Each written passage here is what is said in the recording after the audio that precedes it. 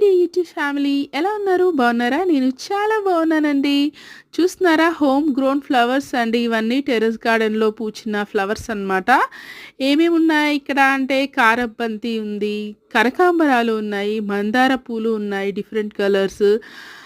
చామంతులు కూడా ఉన్నాయి.